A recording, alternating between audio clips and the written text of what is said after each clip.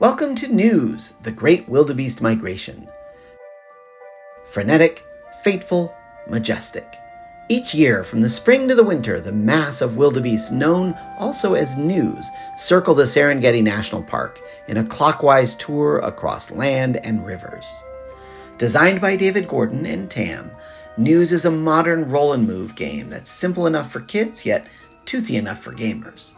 Each game lasts 30 minutes and plays with 2 to 6 players. Your goal is to get your family of Gnus as far as you can around the course in the 8 rounds of play.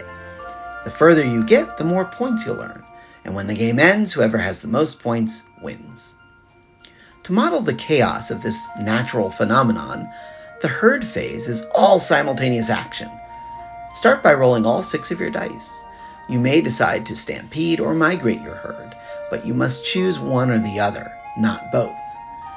Whichever action you select, you will do it the number of times that you rolled it, so you may want to re-roll to get more actions. It will cost 1 energy per re-roll, but you can re-roll any number of your dice for that 1 energy. You also may roll a sun. Suns are not an action, but I'll come back to them in a second. Once you're happy with your roll, start moving your Gnus on the main board. You don't have to wait for other players. Everyone will be rolling and then moving simultaneously.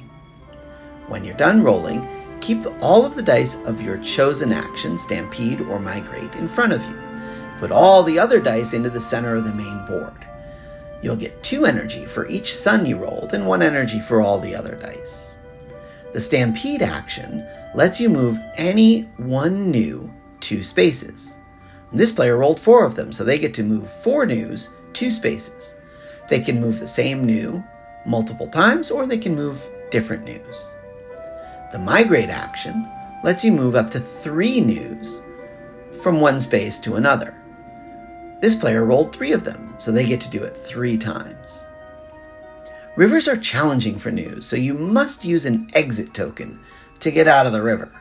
This player only had 2 exit tokens, so when they used that last migrate action, only 2 of their Gnus made it out.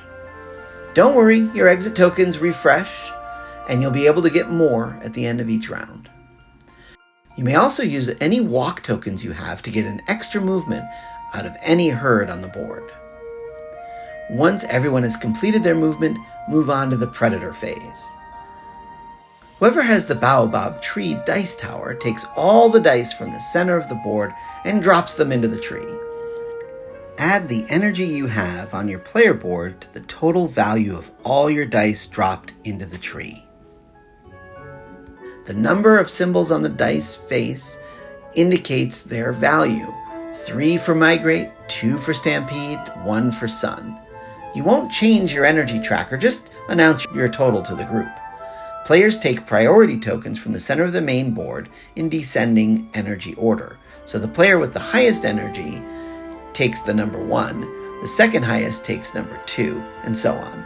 And the player with the least energy takes the brown priority token that does not have a number. The priority number on the tokens determines the order for each player. When it is your turn to take a predator action, you may activate any lion or croc on the board if the token has a prowl symbol.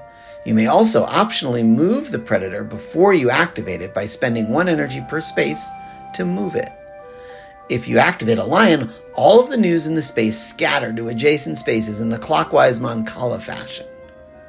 If you activate a croc, move all the Gnus in that space to any adjacent space.